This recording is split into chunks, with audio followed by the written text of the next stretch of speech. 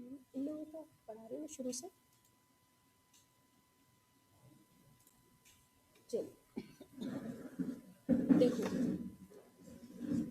उस दिन मैंने आपको बताया था कि हमको जो भी एप्लीकेशन से कंप्यूटर में जो भी एप्लीकेशन हमको खोलनी होती है वो हम कहाँ से खोलते हैं, स्टार्ट से खोलते हैं।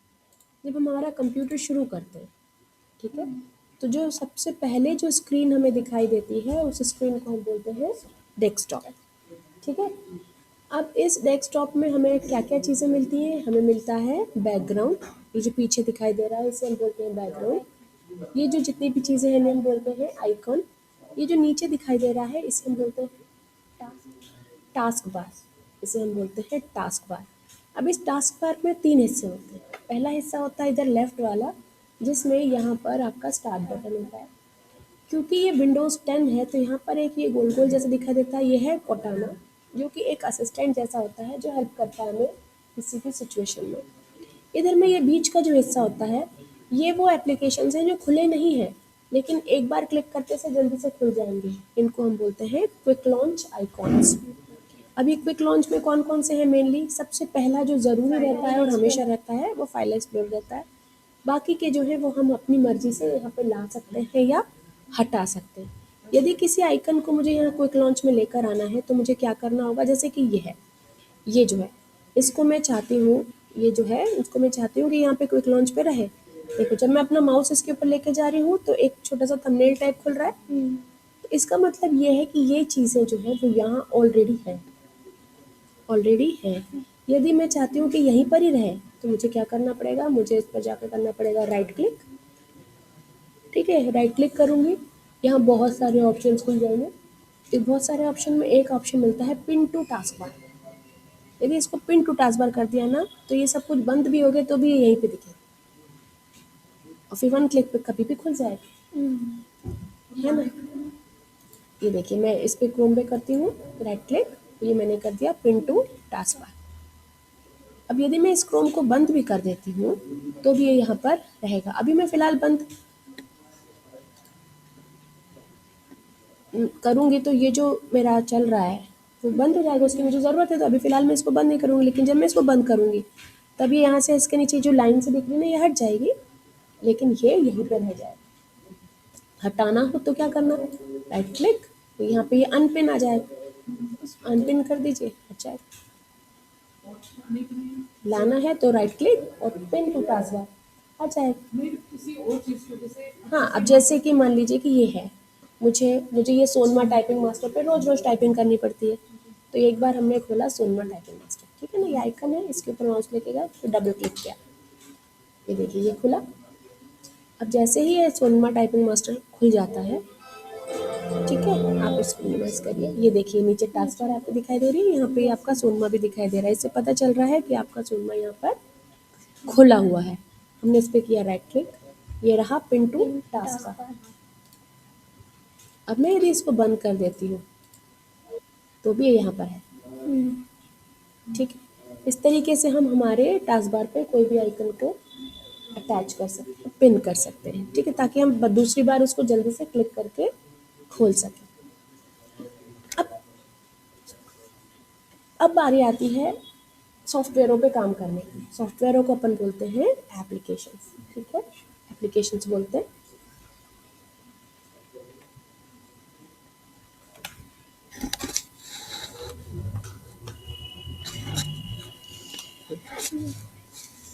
एप्लीकेशंस जो हैं वो 2 टाइप की एप्लीकेशंस हमको इसके अंदर मिलती हैं। वैसे तो हम जब सॉफ्टवेयरों को बांटते हैं, जब हम बात करते हैं सॉफ्टवेयर की, तो सॉफ्टवेयर कितने प्रकार के होते हैं। सॉफ्टवेयर मेरे पास एक होता है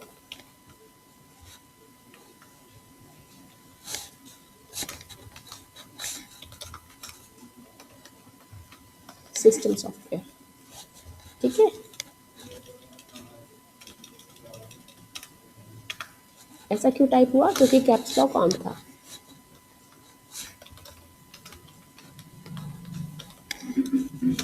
फिर दूसरा होता है मेरे पास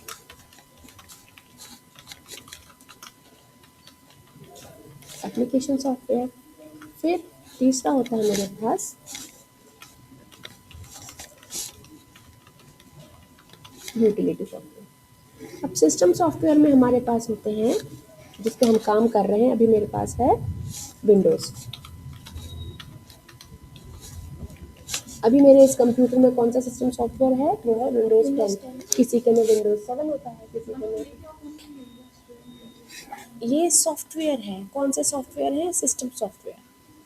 अब सिस्टम सॉफ्टवेयर वो सॉफ्टवेयर होते हैं जो कंप्यूटर को चलाने के लिए रिस्पॉन्सिबल होते हैं, जो कंप्यूटर को ऑपरेट करते हैं। इनको अपन ऑपरेटिंग सिस्टम भी बोलते हैं। ऐसे सॉफ्टवेयर जिनके बिना आपका कंप्यूटर चालू नहीं हो सकता, वो होते हैं सिस्टम सॉफ्टवेयर। ये उसके नाम है, ठीक है, ये सॉफ्टवेयरों के नाम है।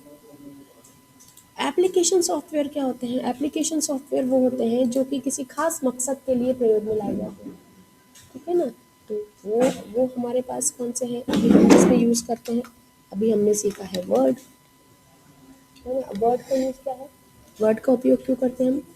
वर्ड का उपयोग होता है डॉक्यूमेंटेशन के लिए, लेटर लिखना है, कुछ भी टाइपिंग से रिलेटेड काम करना है तो MS वर्ड, है ना। क्या बोलते हैं उसको, प्रेजेंटेशन बनाना है तो पावर पॉइंट हो जाता है, और डाटा एनालिसिस करना है तो एक्सेल हो जाता है। ऐसे बहुत सारे होते हैं। फोटो एडिट करना है तो फोटोशॉप हो जाता है, अकाउंटिंग करना है तो टैली हो जाता है। अलग अलग कामों के लिए अलग अलग सॉफ्टवेयर मेरे पास होते हैं। तो जब हम अलग अलग कामों के लिए अलग अलग सॉफ्टवेयर यूज़ करते हैं, उन्हें हम बोलते हैं एप्लीकेशन सॉफ्टवेयर, ठीक है। और जो हम कंप्यूटर को चालू करने के लिए जो सॉफ्टवेयर यूज़ करते हैं वो कहलाता है सिस्टम सॉफ्टवेयर। ये एक बहुत ही साधारण सी परिभाषा बता रही हूँ मैं समझने के लिए। परंतु सिस्टम सॉफ्टवेयर वो होता है जिसकी वजह से सिस्टम आपका एक्टिवेट होता है, मतलब कीबोर्ड कीबोर्ड का काम करेगा, मॉनिटर मॉनिटर का काम करेगा। सिस्टम सॉफ्टवेयर को बेसिकली हम समझ सकते हैं, सिस्टम सॉफ्टवेयर जो होता है वो होता है bridge between application software and hardware. अब हार्डवेयर क्या है? हार्डवेयर होते हैं ये सारे डिवाइसेस जिनको कि आप छू सकते हैं, है ना। मॉनिटर, कीबोर्ड, माउस, ये सब क्या है? हार्डवेयर है। लेकिन ये हार्डवेयर यूजलेस है जब तक कि उससे अपन कुछ काम ना कर सकें। यदि मैं यहाँ कीबोर्ड से कुछ टाइप कर रही हूँ और वो टाइप ना हो तो ये हार्डवेयर यूजलेस है ना। कीबोर्ड किस मतलब का? जब तक मैं टाइप करूँ टाइप ना हो। तो हर हार्डवेयर से उसका काम करवाना, ये काम होता है सिस्टम सॉफ्टवेयर। तो सिस्टम सॉफ्टवेयर रिस्पॉन्सिबल होता है एप्लीकेशन सॉफ्टवेयर से उसका काम करवाने के लिए और हार्डवेयर से उसका काम करवाने के लिए। तो जब तक हमारे कंप्यूटर में सिस्टम सॉफ्टवेयर नहीं है वो चालू नहीं होगा, और उसमें ना तो हम एप्लीकेशन को यूज़ कर पाएंगे और ना ही किसी हार्डवेयर को चला पाएंगे, ना मॉनिटर के ऊपर आउटपुट आए। अब कोई कंप्यूटर चलते चलते अचानक बंद हो गया, उसके अंदर सब डला हुआ है लेकिन उसका ऑपरेटिंग सिस्टम ही खराब हो गया, तो वो सब काम करना बंद कर देगा। तो ऑपरेटिंग सिस्टम बहुत इंपॉर्टेंट होता है किसी भी सिस्टम को चलाने के लिए। तो सिस्टम सॉफ्टवेयर को अपन ऑपरेटिंग सिस्टम भी बोल सकते हैं। अब यूटिलिटी सॉफ्टवेयर वो होते हैं जो कि कुछ खास कामों के लिए बनाए गए होते हैं, जैसे कि एंटीवायरस। एंटीवायरस बना होता है केवल वायरस चेक करने के लिए और उनको ढूंढने के लिए और उनको हटाने के लिए। हाँ, कोई कोई भी एंटीवायरस। उसके बाद वायरस को ढूंढने के अलावा वो कुछ काम करता है क्या? अपन सोचो कि नया वायरस बना दे तो बना सकते हैं क्या? नहीं बना सकते, है ना। तो जितने काम के लिए उसको बनाया गया है बस उतना ही काम करेगा। तो हम कह सकते हैं कि यदि हम कोई सॉफ्टवेयर बनवा लेते हैं लिमिटेड फीचर्स के साथ, तो वो फिर हमारा यूटिलिटी हो जाता है। वो बस उतना ही कर पाएगा और ज़्यादा नहीं कर पाएगा। जैसे कि हमारे पास एक होता है कीबोर्ड होता है, देखो मैं दिखाती हूँ।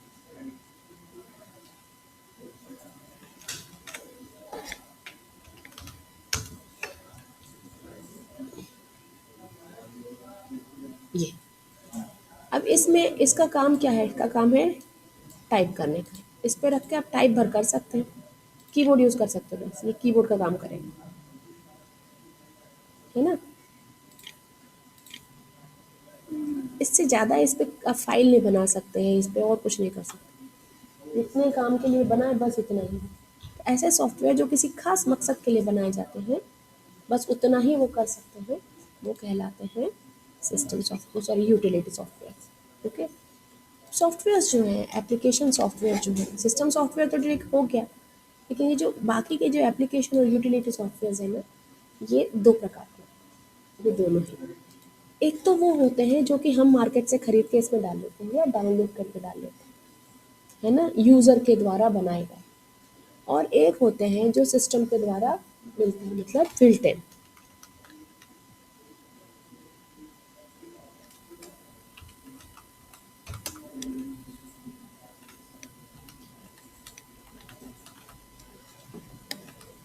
सॉफ्टवेयर्स बोल दीजिए या फिर इनको आप प्रोग्राम्स बोल दीजिए। ठीक है, तो बिल्ट इन प्रोग्राम्स मतलब कि यदि आपने अपने कंप्यूटर में अलग से कुछ भी नहीं डाला है, केवल ये विंडोज़ डाला है बस, और कुछ नहीं डाला है, तो वो आपको क्या क्या देगा पहले से, वो हमको बिल्ट इन में आता है। तो मेरे को पहले से ही कौन कौन सी चीज़ें मिलती हैं, वो हमें एक एक एसेसरीज नाम का एक फ़ोल्डर होता है। उस एसेसरीज में हमें एसेसरीज,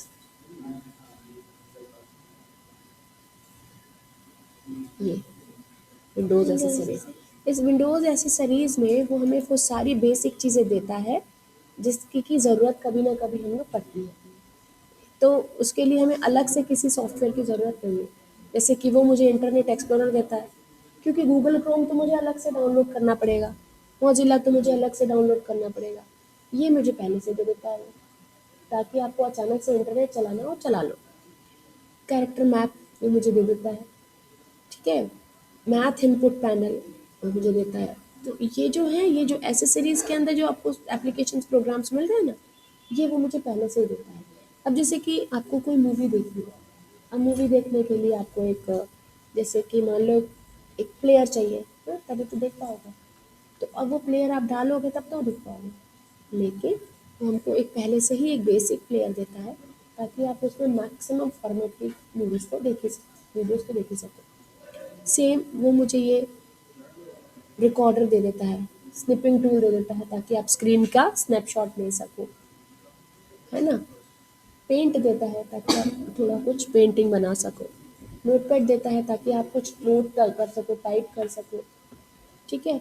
ऐसे वर्ड पैड देता है कि आप छोटे मोटे डॉक्यूमेंट बना सको। अब जैसे मान लो अचानक आपको अपना रिज्यूमे बनाना है, बायोडेटा बनाना है, और आपके पास तो MS वर्ड ही नहीं है, क्योंकि आपके कंप्यूटर में MS ऑफिस डला ही नहीं है, फिर क्या करोगे, तो आप इस वर्ड पैड पे बना सकते हो।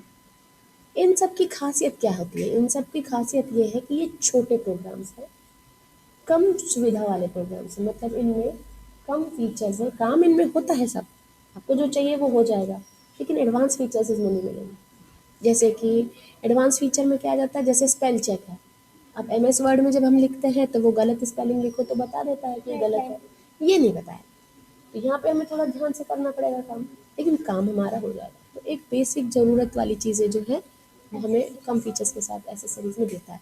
तो ये प्रोग्राम्स आपके बिल्ट इन प्रोग्राम की कैटेगरी में आ जाएंगे, जो कि हमें कौन देता है, वो हमें देता है ये ऑपरेटिंग सिस्टम, इसके साथ आते हैं।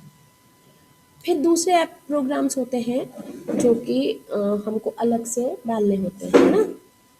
तो आज हम देखेंगे एसेसरीज में हमको कौन कौन सी इंपॉर्टेंट चीज़ें मिलती है, ठीक है। तो वो इम्पोर्टेंट चीज़ें में सबसे जो थोड़ी सी बड़ी एप्लीकेशंस की बात करें, जो काम की एप्लीकेशंस हैं जिनका हम सबसे ज़्यादा यूज़ में लेकर आते हैं, वो कौन कौन सी होती हैं, वो होती है कैलकुलेटर, हमें बहुत ज़रूरत पड़ती है कैलकुलेटर की। फिर हमारे पास होता है नोटपैड होता है, फिर हमारे पास होता है वर्डपैड होता है, फिर हमारे पास होता है पेंट, ठीक है। नहीं, एक्सेल तो डालना पड़ता है, ये हमको पहले से ही मिलते हैं सब। इसके अलावा और भी छोटी मोटी चीज़ें, है ना, जिनमें से मैं, यदि मुझे सबसे ज़्यादा यूज़ होता है, मैं स्निपिंग टूल का बहुत यूज़ करती हूँ, क्योंकि मेरा काम ही ऐसा है, मुझे इसकी बहुत ज़रूरत पड़ती है। पर सबको ज़रूरत नहीं पड़ती है, ज़रूरी नहीं कि आपको भी पड़े, लेकिन मुझे पता है इसलिए मैं इसका यूज़ कर लेती हूँ, ठीक है। हाँ, मैथ इनपुट पैनल, इसकी ज़रूरत पड़ती है जो टीचिंग वीचिंग लाइन के होते हैं ना। अब मैथ इनपुट पैनल का भी आप कोई क्वेश्चन पेपर बना रहे हो, मैथमेटिक्स की इक्वेशन लिखनी है, कैसे लिखोगे? तो ये मैथ इनपुट पैनल से लिख सकते हैं। तो आपको इनको कैसे यूज़ करना है ये मैं आपको बताती हूँ। हालांकि कंट्रोल पैनल एसेसरीज के अंदर नहीं होता। कंट्रोल पैनल जो है वो अलग से एक सेटिंग्स हैं जो कि आपके सिस्टम के सारी चीज़ों के जो सेटिंग ऑप्शंस हैं वो हमें कंट्रोल पैनल में मिल जाते हैं। ठीक है, ये जो है ये प्रोग्राम्स हैं। अब इन प्रोग्राम्स के बारे में बताऊं, हालांकि ये प्रोग्राम्स सीमित कम नहीं है, मतलब पूरे नहीं है। पूरे प्रोग्राम्स तो ये हैं जो भी मैंने आपको खोल कर बताए थे विंडोज एसेसरीज में। ये इस किस के चल रहा है, ये सारे जो हैं ये आपके ये है पूरे प्रोग्राम्स। ठीक है ना, window media player, Windows fax and scan है तो सब कुछ, लेकिन हमें जो ज़्यादातर काम में आते हैं वो मैंने वहाँ पर लिखे। जनरली मीडिया प्लेयर को भी लोग बाग यहाँ पे कर देते हैं टास्क बार पर, ताकि कभी भी लगाना पड़े तो कर लो, हालांकि वो ऑटोमेटिकली स्टार्ट हो जाता है। ठीक है ना। अब इसके बारे में मैं आपको आज बता देती हूँ। कैलकुलेटर, कैलकुलेटर को खोलने के लिए आप क्या करो, विंडो प्लस आर दबाओ, तो यहाँ लिखो कैल्क, ओके, कैलकुलेटर। ठीक है, ये देखिए कई सारे प्रकार के कैलकुलेटर आपको यहाँ मिलते हैं। स्टैंडर्ड कैलकुलेटर, नॉर्मल, है ना, साइंटिफिक कैलकुलेटर, ग्राफिक्स से रिलेटेड, प्रोग्रामर के लिए यूज होने वाला, डेट कैलकुलेशन। ठीक है, इसको आप बड़ा कर सकते हैं। जैसे कि यहाँ पर हमने एक कोई डेट सिलेक्ट कर ली, मान लो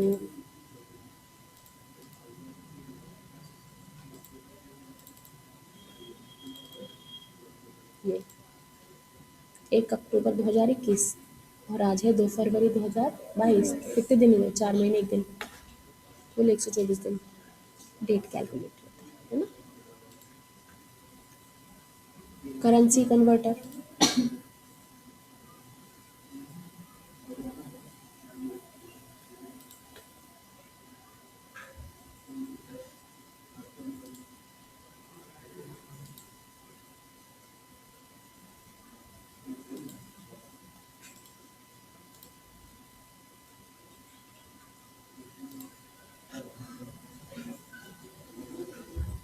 इस सारी चीज़ें हैं इसके अंदर। ठीक है,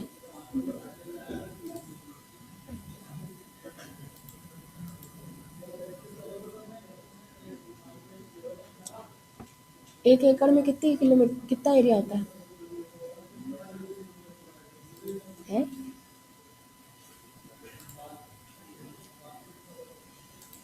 1 एकड़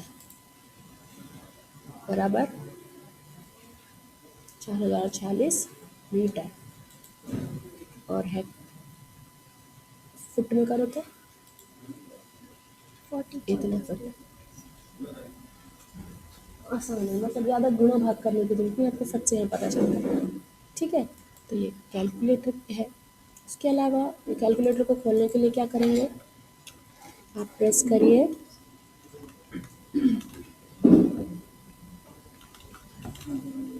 विंडो लोगो की प्लस आर प्रेस करिए। ठीक है ना,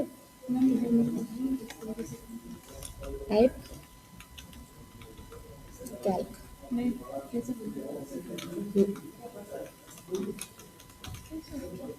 ये है विंडो लोगो की प्लस आर, ये खुला रहा।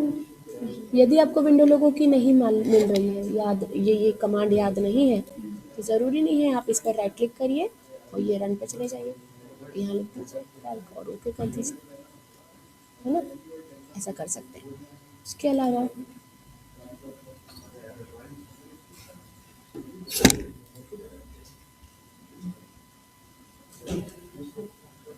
सेम नोटपैड के लिए हम क्या करेंगे,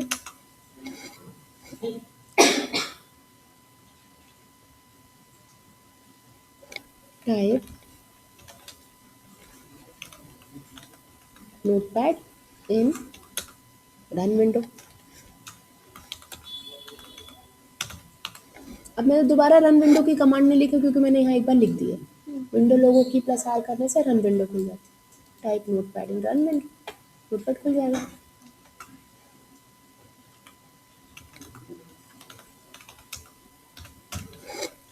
ठीक है, सेम यहाँ पर आप कर दीजिए नोटपैड।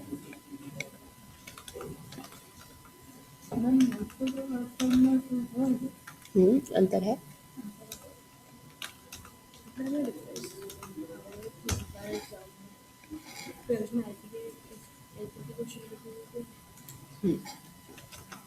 और पेंट में क्या करना है, पेंट में टाइप MS पेंट इन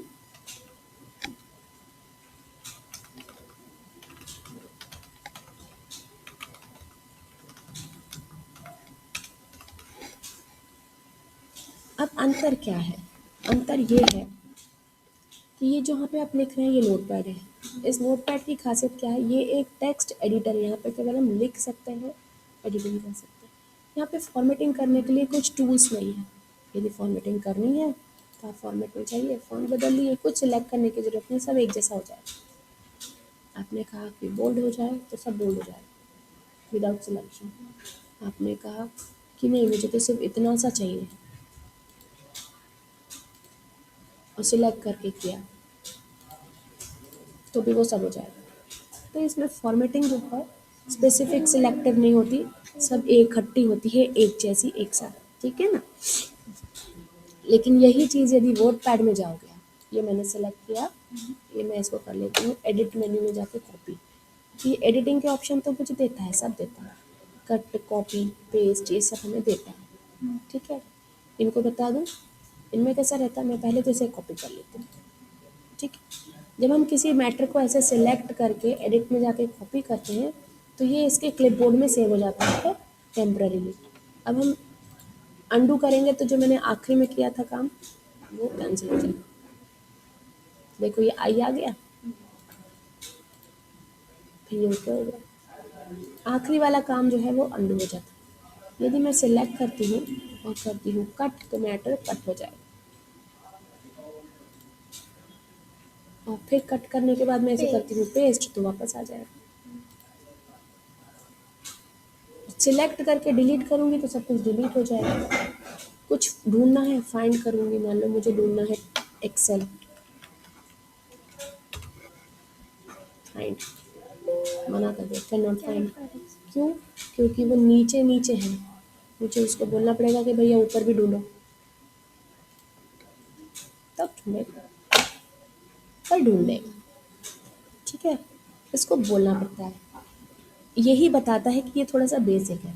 यदि इसी की जगह MS वर्ड होता तो या एक्सेल होता तो वो पूछता नहीं, वो पूरे में ढूंढता, चाहे आप कहीं भी हो। ठीक है ना। उसके बाद फिर रिप्लेस, यदि किसी शब्द की जगह आपको, जैसे एक्सेल की जगह आपको MS एक्सेल लिखना है तो रिप्लेस करिए। हाँ एक्सेल है यहाँ तो लिख दिया MS,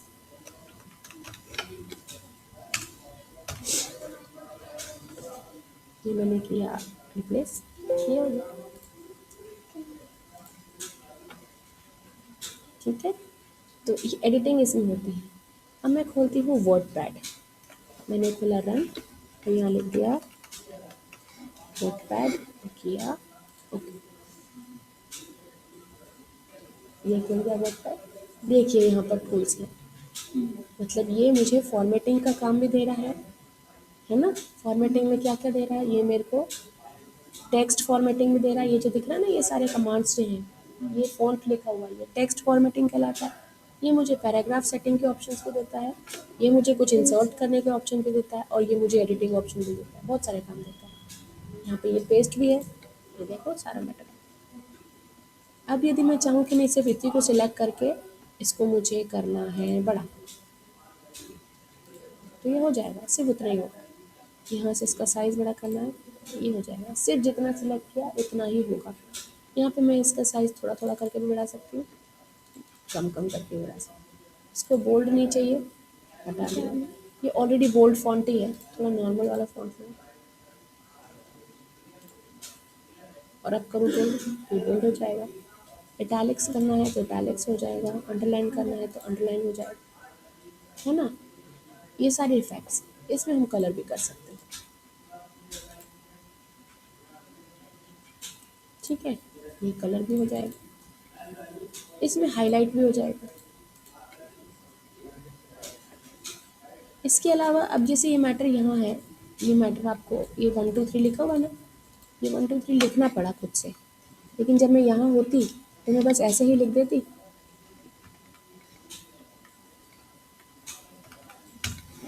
और इसको सेलेक्ट करती, तो ये मुझे ऑटोमेटिकली नंबर लिस्ट देता। वहाँ पे ये थी। खाली लाइन थी इसलिए, वहाँ पे वो नहीं थी, ठीक है। ये सारा का सारा क्वेश्चन मतलब, पेपर बनाने के लिए हाँ किसी भी तरीके का डॉक्यूमेंट बनाने के काम आएगा, कुछ भी डॉक्यूमेंट आप एक बना सकते वर्ड पैड हैं। हाँ बस मिस्टेक नहीं बताएगा। हाँ, बस कुछ कम फीचर्स हैं, जैसे इसमें फॉर्मेटिंग भी कम है, यहाँ पे ये बुलेट्स नंबरिंग भी थोड़े से कम है ना। ये लाइन इसमें आप, ये जितना है सब दूर दूर है, आप इसको और दूर दूर करना चाहो, ये देखो लाइन स्पेसिंग भी कम ऑप्शन है, परंतु है। इसे बड़ा बड़ा कर दूर दूर कर दो, या फिर पास पास कर लो। इसमें ये स्केल देता है यहाँ पे, इससे आप पेज की सेटिंग कर सकते हो, ठीक है। इसमें हम पिक्चर भी इंसर्ट कर सकते हैं यहाँ से,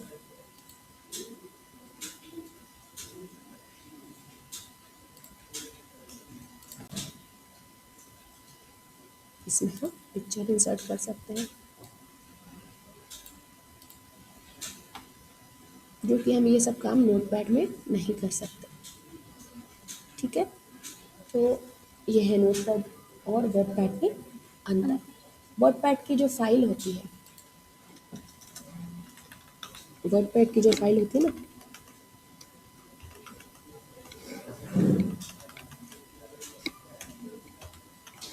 वर्डपैड की फाइल को हम बोलते हैं डॉक्यूमेंट। कौन सा डॉक्यूमेंट?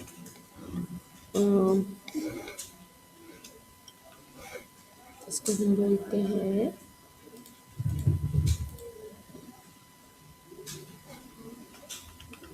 रिच टेक्स्ट डॉक्यूमेंट, और इसका एक्सटेंशन होता है .rtf, ठीक है ना। नोटपैड की फाइल को हम बोलते हैं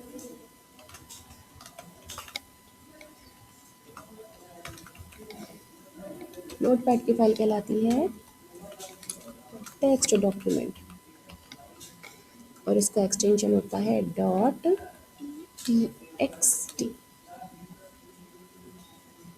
ठीक है। ये अंतर है। तो जब भी कभी कोई बोले रिच टेक्स्ट डॉक्यूमेंट, मतलब समझ लो वहाँ पे फॉर्मेटिंग होगी, और किसी ने कहा कि भाई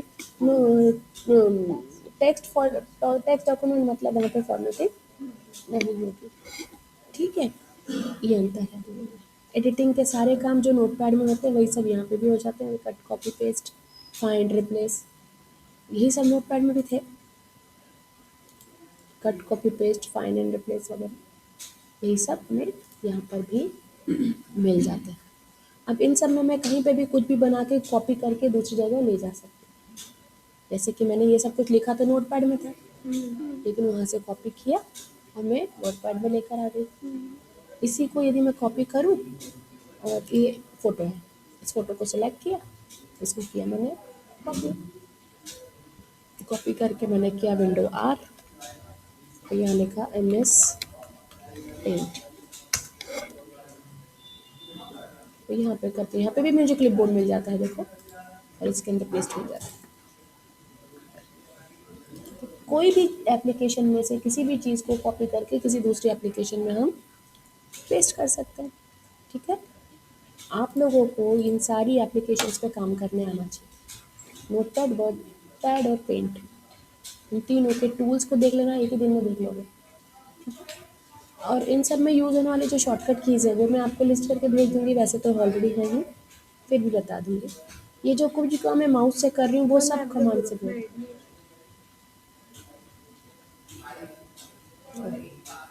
ठीक है, देख लो। तो यहाँ जो है ये जितने भी कमांड्स हैं इन सबको आपको यूज़ करके देखना पड़ेगा, तब आपको इनके बारे में मज़ा भी आएगा और समझ में भी आएगा। फाइल को सेव करने के सब जगह सेम तरीके हैं। फाइल मेन्यू में जाइए, सेव एज पे जाइए, फाइल का नाम लिखिए, है ना,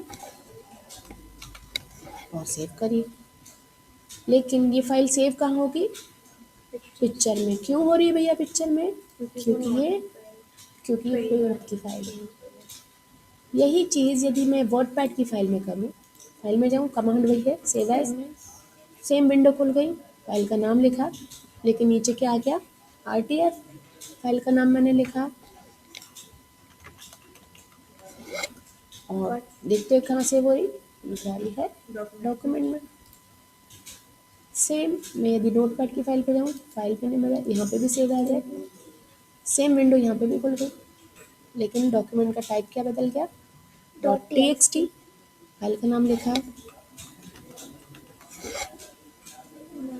सेव कहाँ हो रहा है? अब ये देखो, ये मुन्ना में सेव हो रहा है।